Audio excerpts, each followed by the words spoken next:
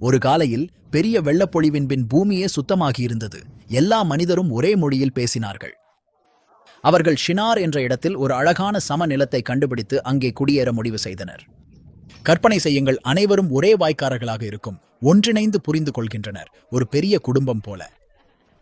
ஒரு நாள் மக்கள் ஒரு பெரிய யோசனையை முன்வைத்தார்கள். வானத்தை தொடும் ஒரு கோபுரத்துடன் ஒரு நகரத்தை கட்டிக்கொள்வோம். மிக உயரமாக இருக்கும், மேகங்களை தட்டும் என்று அவர்கள் சொல்லினர், துவங்குவதில் ஆர்வமாக. அவர்கள் கற்கள் மாற்றமாக செங்கல் பயன்படுத்தி ஒட்டுப்பொருள் கசவி பயன்படுத்தினர். அனைவரும் சேர்ந்து வேலை செய்தனர். செங்கல்கள் பரிமாறி கசவை கலந்தனர். இவர்களின் வான் உயரமான கோபுரம் பற்றி சிரித்து கனவு காட்சிகள் பார்த்தனர். ஆனால் பின்னர் எதிர்பாராத ஒன்று நடந்தது.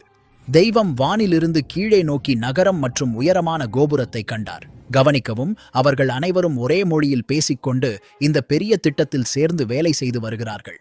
இவர்கள் இதை செய்தால் எதுவும் செய்திட முடியும் என்று எண்ணுவார்கள். தெய்வத்திற்கே உண்டான சில விஷயங்களை மறந்து விடுகின்றனர்.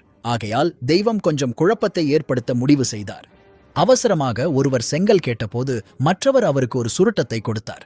யாரோ ஒருவர் அதிக கசவி வேண்டியிருந்த போது அவர்களுக்கு தண்ணீர் கூடை கொடுக்கப்பட்டது. அதுபோல அனைவரும் புதிர் பேச்சில் பேசத் தொடங்கினர். குழப்பமும் சோர்ச்சையும் காரணமாக அவர்கள் இனி ஒன்றாக வேலை செய்வதற்கு முடியவில்லை.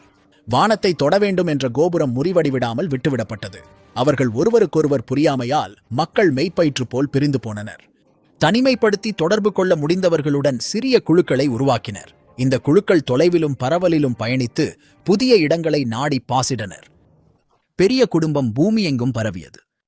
ஒவ்வொரு குழுவும் தங்களது புதிய மொழியில் பேசினர். அவர்கள் தொலைவாக பயணித்து யாரும் முன்னரே வாழாத இடங்களுக்கு சென்றனர்.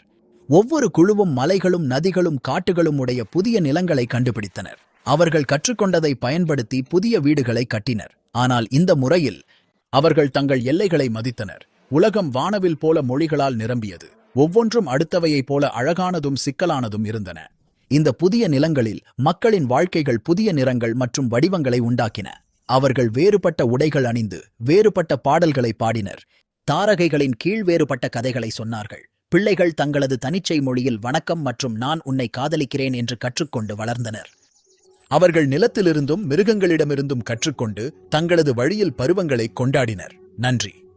இறுதியில் பபேல் கோபுரக் கதை பயணம் நமக்கு நினைவூட்டுகிறது, நாமெல்லாம் சக்தி வாய்ந்தவர்கள் அல்லோ, கடவுள் நமக்கு புரியாத திட்டங்களை கொண்டுள்ளார்.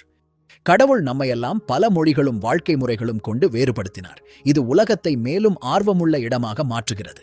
நாம் ஒருவருக்கொருவர் காத்து புரிந்து கொள்வதை கற்றுக்கொள்கிறோம் போது நாங்கள் கட்டிடங்களையே இல்லை, கடவுள் பாராட்டும் நட்புகளை உருவாக்குகிறோம்.